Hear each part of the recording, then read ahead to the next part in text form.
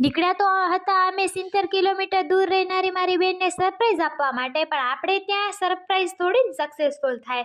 તો વાત જાણે એમ છે કે સાંજના હું ઉઠી અને સરસ મજાની સંધ્યા થતી હતી, તો હું છત પર મારતી હતી આંટો. અને આપણી છત પર આપણે કયા કયા ઝાડ લગાવી શકીએ જેથી છતને પણ નુકસાન ન થાય અને સરસ લાગે એ મને જણાવજો.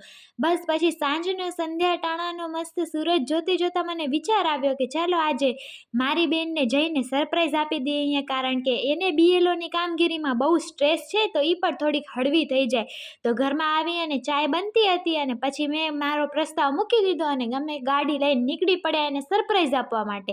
પણ આપણે ત્યાંના સરપ્રાઈઝ થોડા ને સક્સેસફુલ થાય. તો સૌ પહેલાં તો અમે નીકળી ગયા અને વચ્ચે અમે બેસી ગયા જમવા માટે. અને જમતા જમતા મારી મમ્મીએ મને કીધું કે તું એને ફોન કરી નાખ, નહીંતર ઈ સૂઈ જશે તો પછી મારે એને સરપ્રાઈઝ આપવાનો પ્લાન કેન્સલ કરી અને ફાઇનલી ફોન કરવો પડ્યો કે તમે લોકો જાગો તો છો ને, અમે આવીએ છીએ તમને મળવા માટે. તો બસ આજનો તમારો સરપ્રાઈઝ ફેલ થઈ ગયો. અમે જમી લીધું અને પછી ગાડીમાં પણ પેટ્રોલ પુરાવી એટલે કે સીએનજી પુરાવીને અમે નીકળી ગયા એને સરપ્રાઈઝ આપવા.